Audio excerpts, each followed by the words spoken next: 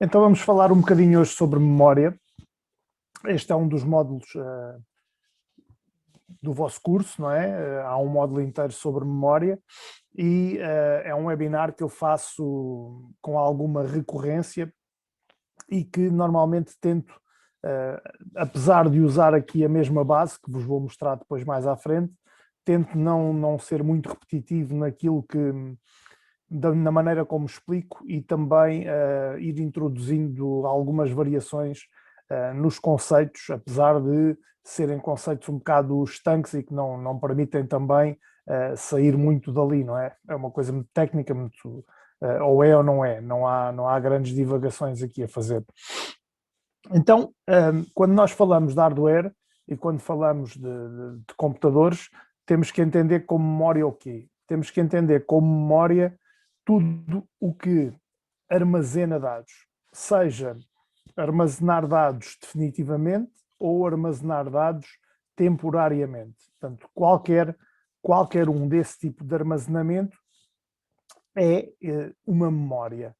Depois há duas categorias essenciais de memória, e são os dois tipos de memória principais do computador, que são as ROM e as RAM. As ROM permitem apenas a leitura dos dados e não perdem qualquer dado no caso da falha de energia, e a RAM, que é uma memória também normalmente conhecida como a memória. Quando falamos de memória, quando dizemos assim, o meu computador tem uma memória, normalmente falamos de RAM, que permite tanto a leitura como a gravação dos dados, mas perde a informação quando não há alimentação elétrica, ou seja, é volátil. E estas duas tipos de memória têm características que são importantes, como a frequência, a latência, o encapsulamento e o tipo de tecnologia. Começando pela memória ROM, as memórias apenas de leitura, o que é que nós podemos dizer? Podemos dizer que elas recebem este nome, em primeiro lugar, porquê? Porque os dados só são gravados nelas uma vez e normalmente não se alteram nem se apagam e ficam apenas para serem lidas pelo computador, com muita exceção quando conseguimos, através de um procedimento especial, como por exemplo através de luz ultravioleta ou alguma tecnologia muito específica, nós conseguimos regravar as memórias. Então, isto leva-nos a dois tipos principais de memórias ROM que podem ser alteradas: a PROM, PROM, Programmable Read-Only Memory, que é provavelmente o primeiro ou um dos primeiros tipos de memória ROM em que normalmente consegue-se programar a ROM através de reação a impulsos elétricos, ou seja, eles são gravados, os dados são gravados na memória por impulsos elétricos e não podem ser apagados nem alterados. Depois, não tem problema, bem-vindos. Depois temos a EPROM, que é a Erasable Programmable Read-Only Memory. E essas memórias EPROM têm como característica principal o quê? A característica principal é que os dados podem ser regravados com auxílio daquela luz que eu falei há pouco, a luz ultravioleta. Para podermos regravar a memória, para podermos estar no primeiro slide, não estou a mexer os slides, está só parado, está bem? Está bem, Cristiano? Eu ainda não comecei a passar os slides só serão passados quando eu estiver a fazer a retrospectiva daquilo que estou a falar. Então, como eu estava a dizer, a EPROM, a Erasable Programmable Read-Only Memory, tem como principal característica permitir que os dados sejam regravados através de um componente de luz ultravioleta. Para isso, primeiro, a memória tem que ser totalmente apagada. Depois temos a 2Es PROM, ou seja, a EEPROM, que significa Electrically Erasable Programmable Read-Only Memory. É um nome muito grande, mas o que quer dizer? Quer dizer que esta memória é programável e pode ser apagada eletricamente. Este tipo de memória ROM permite a regravação dos dados e, ao contrário das EEPROM apenas, os processos são feitos eletricamente e não através da luz ultravioleta. Depois temos ainda mais dois tipos de memória ROM que são muito utilizados, que são a EAROM, Electrical Alterable Programmable Read-Only Memory. O que é a memória EAROM? É como uma EEPROM, mas os dados podem ser alterados aos poucos, ou seja, não precisamos de apagar a memória na totalidade para a poder reprogramar. Podemos ir reprogramando, alterando aos poucos. Depois temos uma memória, que é a memória que nós usamos muito, que são as memórias flash. As memórias flash, que são um tipo também de EEPROM, mas que o seu processo de gravação e regravação é muito mais rápido. As memórias flash são mais duráveis e podem gravar um volume muito grande de dados e nós podemos pensar nelas como o exemplo mais normal, os cartões de memória flash que permitem gravar dados. Também há dois tipos de memória que vão caindo cada vez mais em desuso, mas que já tiveram um grande domínio do mercado, que também são ROM, que são o CD-ROM e o DVD-ROM. São memórias de características ótica, discos óticos, onde normalmente os dados são gravados uma vez, por exemplo, os CDs de música, os DVDs de filmes, etc. E depois surgiram uma versão que permitia a regravação, que eram os CD-RWs e os DVD-RWs, que não deixavam de ser baseados em tecnologia ROM. Então, temos também a memória RAM. Estas foram as ROMs, a memória RAM. A memória RAM, que significa Random Access Memory, ou seja, memória de acesso aleatório, e que constitui talvez uma das partes mais importantes do computador. Quando nós falamos de memória, estamos normalmente a referir-nos à RAM. E este tipo de memória, comparado com a memória ROM, tem um processo de gravação muito mais rápido. Só que, assim que perdemos a energia elétrica, assim que a memória RAM perde a sua alimentação elétrica, ela perde os dados. E então chamamos memória volátil. Volátil significa que não consegue manter os dados sem a presença de energia elétrica. Há vários tipos de memória RAM e dois tipos principais, que são o estático e o dinâmico, ou seja, aquilo que se chama o SRAM e o DRAM. Também há depois os MRAM. O static RAM, o SRAM, é muito mais rápido do que o dynamic RAM.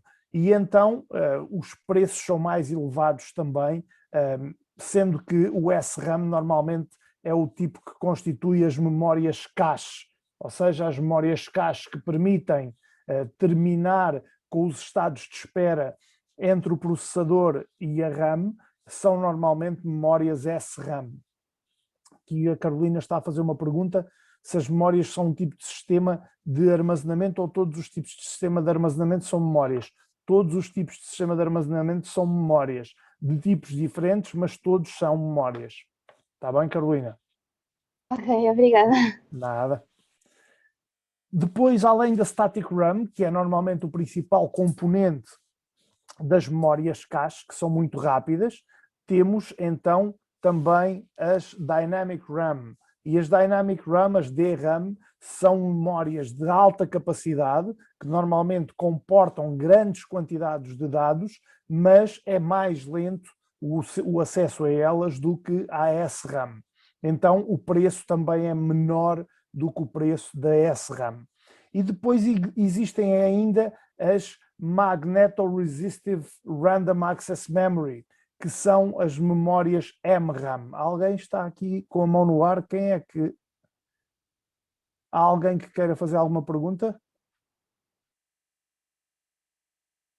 Inúcia, quer fazer alguma pergunta?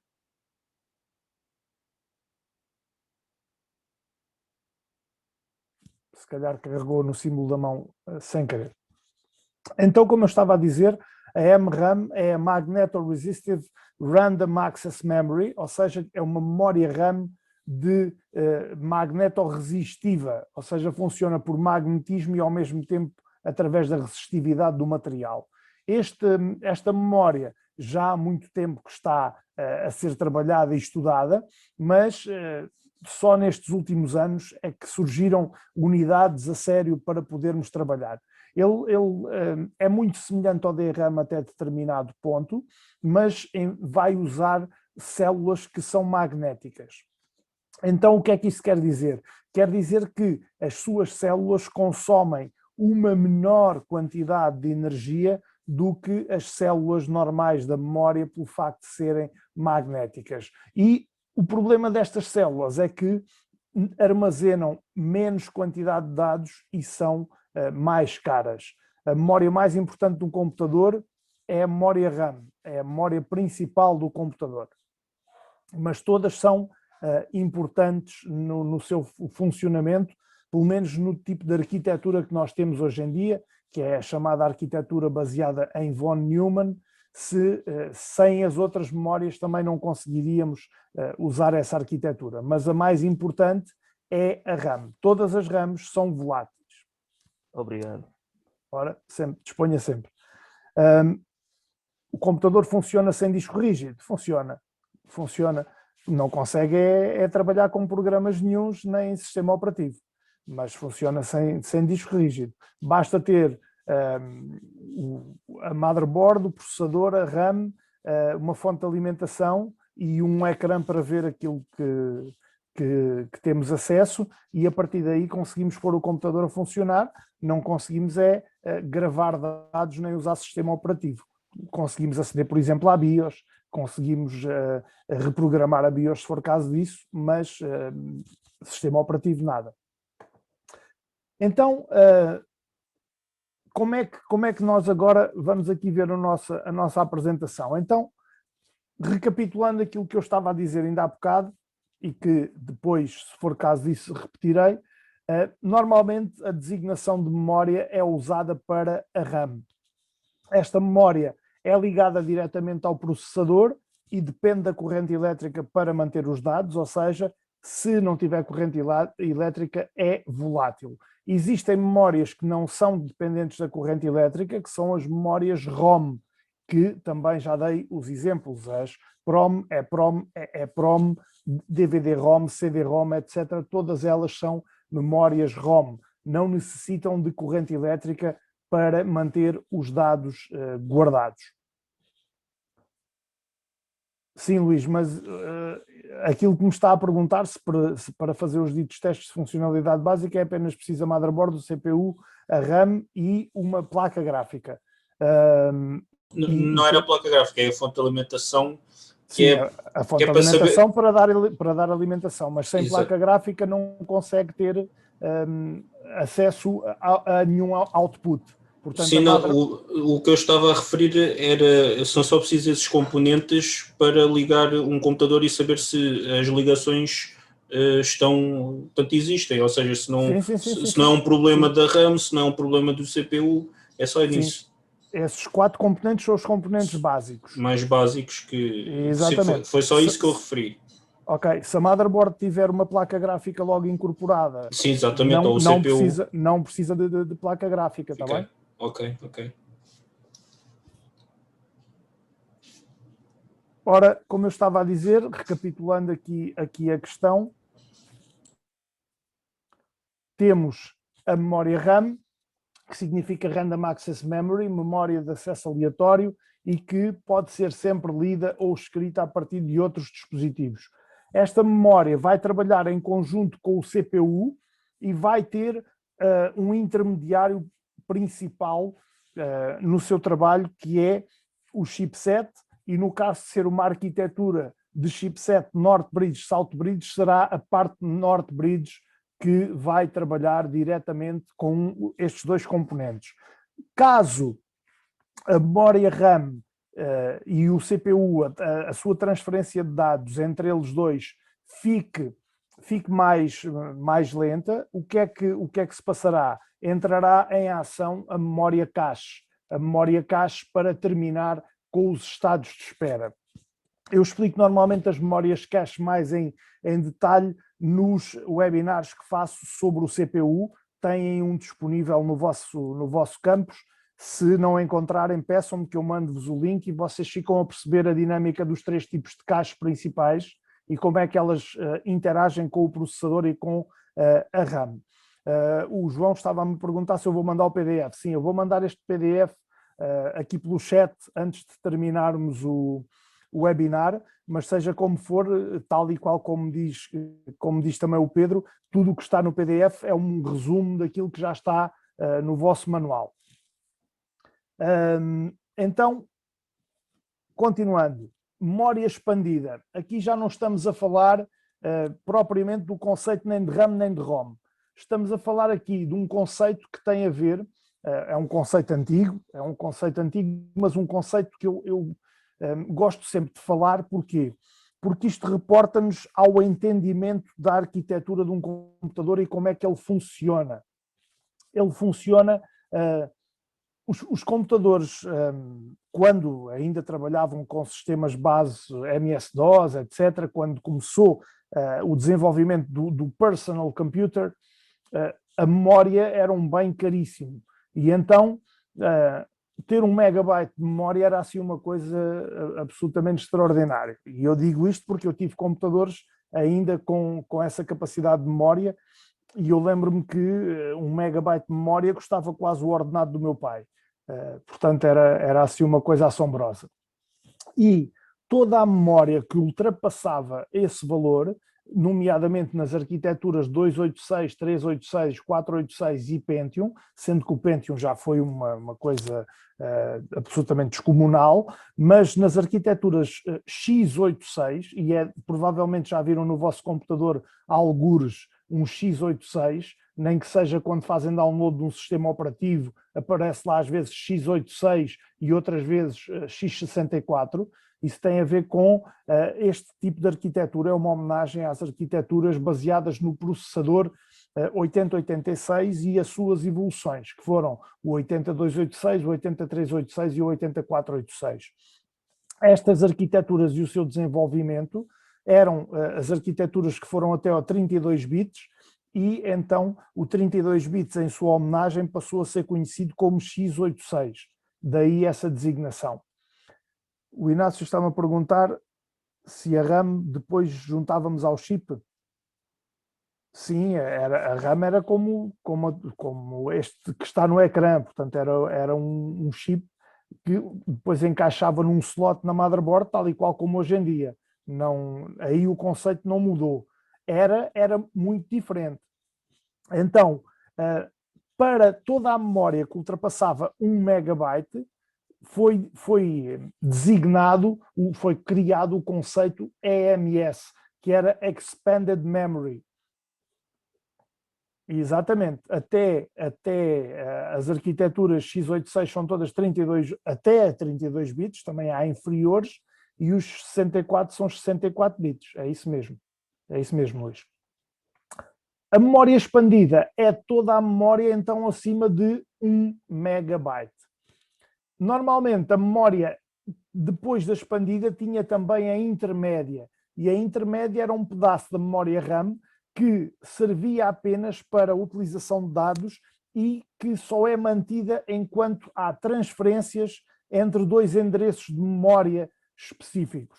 Ele vai funcionar nas áreas de dados dos dispositivos de input e output, ou seja, quando um dispositivo de input-output, imaginem um periférico qualquer que mete dados ou que retira dados do nosso computador, quando ele mete ou retira dados do nosso computador, a memória intermédia vai ficar reservada na RAM para que esses dados sejam tratados. Portanto, a memória intermédia é essa memória. Depois, temos também a memória virtual, que eu penso que ainda mostrei num dos webinars da semana passada, como é que nós podemos, inclusive, alterar o tamanho do ficheiro de paginação dessa memória e como é que a podemos configurar. Ainda não acabei a edição de 2 deles, mas desse penso que já acabei, que foi o das dúvidas colocadas em janeiro, e onde eu mostro esta memória virtual, precisamente como é que podemos mexer no ficheiro de paginação. Tem lá o exemplo. E temos precisamente aqui o ficheiro de paginação, que é nesta localização do nosso disco rígido. Nós temos um ficheiro oculto que vai guardar os pedaços de programas e de tratamento de programas que não caibam na nossa memória RAM. São movidos para a memória conforme as necessidades e transferidos de volta para a memória, da memória para o disco conforme as necessidades e de volta para a memória assim que já não são necessários. Não tenha, Veselina, não tenha problemas. Além de já termos isto tudo no manual, eu no final, antes do final, vou mandar pelo chat esta apresentação, está bem? Este PDF, fique descansada. ROM, falámos no início do webinar, memória apenas de leitura. Como podem reparar, os circuitos da ROM são completamente diferentes, e vou agora aqui andar para trás, das RAMs. Portanto, a RAM, estamos a falar aqui de um circuito que é em slot, slot sim, que é apenas uma ranhura e que vai encaixar no barramento usando essa pequena ranhura, e temos a memória ROM, que é um microchip muito mais tradicional, com a sua pinagem, com os seus pinos que vão encaixar na motherboard e depois terão de ser soldados à motherboard. O Eduardo pergunta que esta memória intermédia serve para não cansar tanto a RAM, cansar entre aspas. Não é tanto para não cansar, mas serve dali de como é que eu ia dizer, de compartimentação. Ao fim e ao cabo, nós temos vários dispositivos de input e output ligados ao nosso computador, e a memória intermédia vai conseguir compartimentar os pedidos dos diferentes tipos de hardware de e para, ou seja, de entrada e saída. Ela compartimenta, por exemplo, um pedido do teclado, depois compartimenta um pedido do monitor, um pedido da placa gráfica, um pedido da placa de som, e todos eles vão ficar compartimentados nessa memória intermédia, e quando são tratados, saem da memória intermédia e pronto, e são processados, e temos o nosso output, temos o resultado desse processamento de acordo com aquilo que necessitamos. Portanto, digamos que a memória intermédia serve para tratar, largar, mas ao mesmo tempo compartimentar e separar processos. Portanto, não misturar os processos e os dados de cada processo. Professor, Sim, sim. essa memória intermédia utiliza-se também a mesma havendo o uso dos DMAs para ligar os periféricos diretamente? Depende dos pedidos, porque é assim, nem todos os pedidos requerem DMA nem DMAC. Okay. Então, os que não requerem, e aí é como eu já respondi a um colega aqui há dias no fórum, houve um colega que me perguntou quando é que um processo pede um DMA ou pede um DMAC ou não pede nenhum destes. Okay. Tem a ver com a programação. Aí é o programador que faz o programa, mesmo os programas do firmware que faz trabalhar o hardware. Certo. O programador é que define este hardware necessita de acesso direto ou não necessita de acesso direto. Ok. Tá? Obrigado. Sim, senhor. Obrigado eu. Então, depois temos outro tipo de memória. Outro tipo de memória que é uma RAM, mas é uma RAM muito específica, porque é a RAM de configuração. O CMOS, que em inglês significa Complementary Metal Oxide Semiconductor, é uma memória semicondutora e que requer tão pouca energia que consegue ser alimentada mais ou menos 20 anos por uma pilha de relógio. Portanto, é aquilo que nós normalmente chamamos a pilha da BIOS, não é? Isso não existe, não há pilha da BIOS. É a pilha que alimenta o CMOS. O CMOS é um chip que armazena um conjunto de programas esses que normalmente é conhecido por BIOS. Portanto, é este o conceito. Depois temos memórias que são mais ou menos definitivas. É o RTC NVRAM, exatamente, Carlos. Depois temos memórias que são mais ou menos definitivas e que são de armazenamento apenas, que são os discos rígidos, os CDs, os DVDs e também os SSDs, que são hoje em dia os upgrades, digamos assim, do disco rígido. Como é que funciona a memória RAM? Isto é importante, isto é um processo que é importante dominarem. Então é assim, normalmente há a RAM e a SAM. A RAM é uma memória de acesso aleatório. A SAM é uma memória de acesso em série, ou seja, não consegue ser aleatória. Só trabalha se os dados estiverem todos enfileirados, em fila. Um dos exemplos de SAM é, por exemplo, as filas de impressão. Quando nós precisamos de imprimir alguma coisa e os documentos ficam em fila à espera na impressora. É uma memória SAM. A memória RAM é aleatória, pode ser acedida de acordo com a necessidade, saltitando, entre aspas, de processo em processo. A memória RAM armazena dados que serão acedidos numa sequência, mas pode ser uma sequência aleatória.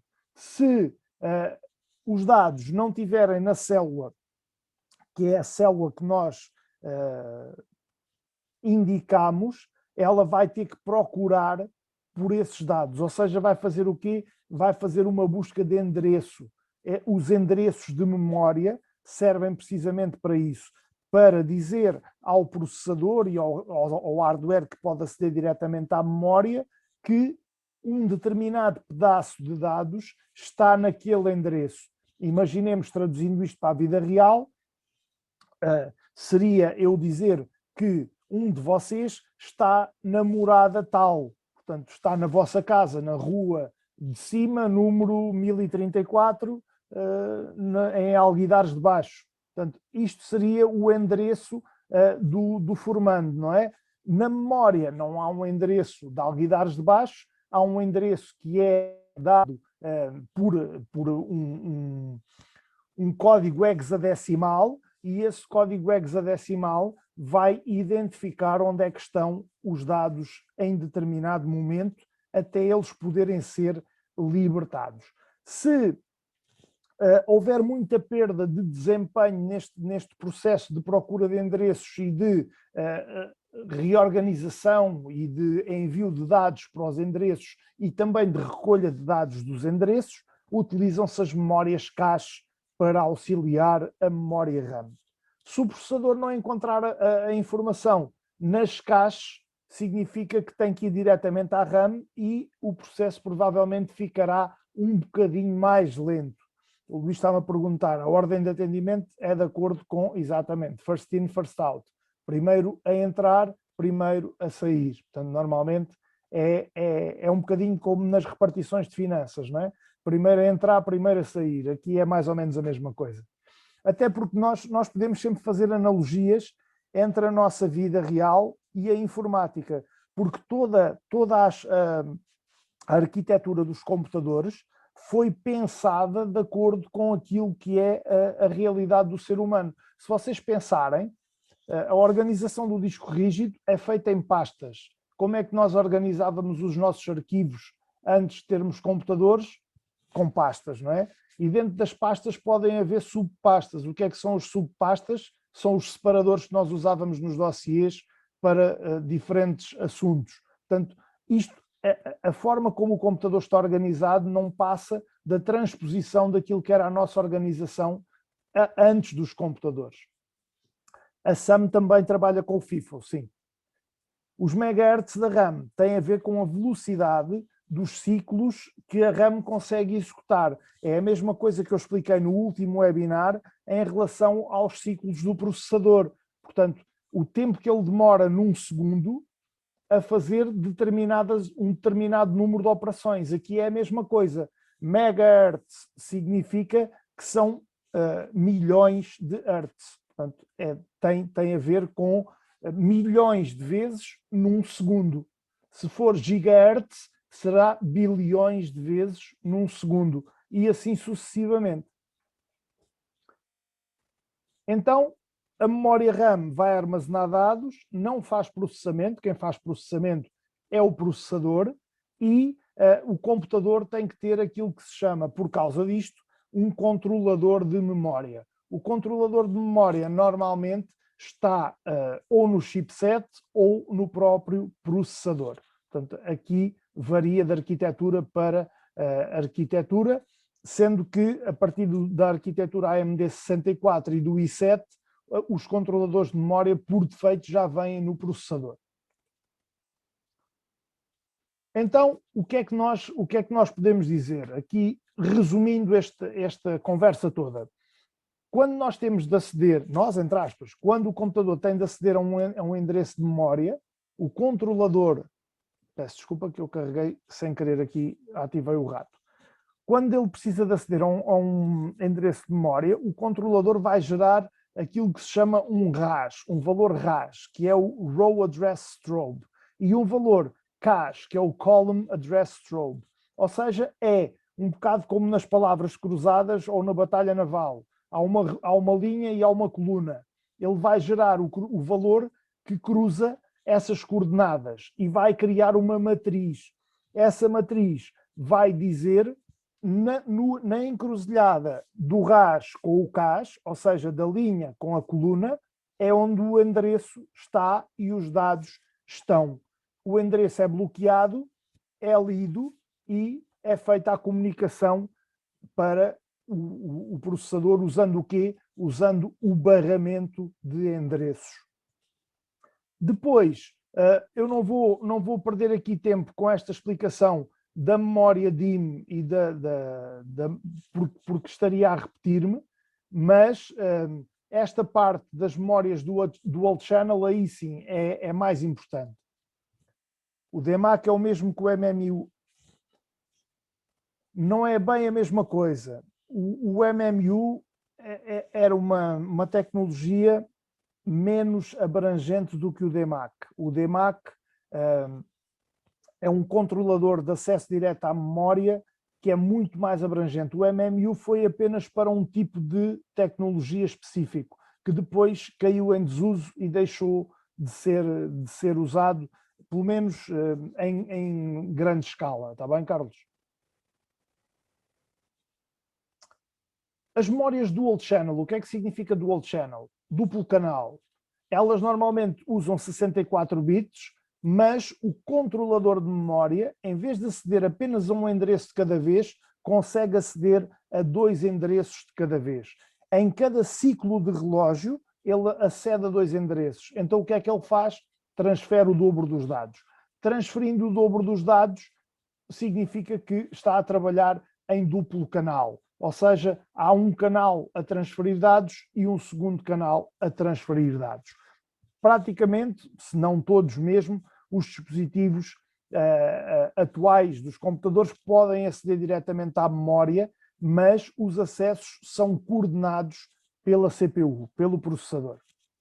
Como a memória é única e os acessos são constantes, quando houver algum dispositivo que não precise do processador e que esteja a aceder à memória, o próprio processador acaba por ter que esperar pela memória e que esse dispositivo aceda à memória. Como é que esta gestão é feita? É feita também englobando os pedidos de interrupção. Ou seja, um dispositivo faz um pedido de interrupção ao processamento e o processamento é interrompido e, a partir daí, esse dispositivo faz o seu tratamento de dados com a memória. Depois, a memória manda os dados para fora, dá o output desses dados, o pedido de interrupção para e o processador volta a entrar na questão do processamento. Então, o pedido de interrupção, que é aquilo que se chama o IRQ, não é? Portanto, os IRQs servem para isso. Servem para interromper se for necessário, um pedido para meter outro pedido à frente desse que já lá estava. Não sei se todos viram o Matrix, ou os Matrix, mas havia um senhor que era o chaveiro, que andava lá com aqueles molhos de chaves a abrir portas e a fechar portas. Esse senhor era o IRQ. Portanto, esse senhor é o IRQ, é o pedido de interrupção, é o que abre a porta e fecha a porta, e tu podes entrar aqui, tu podes sair daqui, e agora vais tu para ali e tu tens prioridade. Esse senhor simboliza o IRQ. Isto só para quem gosta, obviamente, do Matrix. Para melhorar então a performance da memória RAM, o número de bits foi sempre aumentando por ciclo de relógio. Os barramentos tiveram que crescer de 32 para 64 bits. Já se está a trabalhar é isso, Vasco. Já se está a trabalhar neste momento em 128 bits também, apesar do dominante manter os 64 bits. E já estamos a trabalhar em tecnologias triple channel também, cada vez mais. Há aqui uma dúvida grande que, antes que passe para cima, deixem-me só ler. O Armindo diz-me, no caso do dual channel, se quisermos ter imaginado 8 GB de memória, é preferível instalar 4. Eu aqui, eu sou um bocado do contra nesta questão. Porquê? Há quem diga realmente isso, para tirar melhor partido das memórias e tal.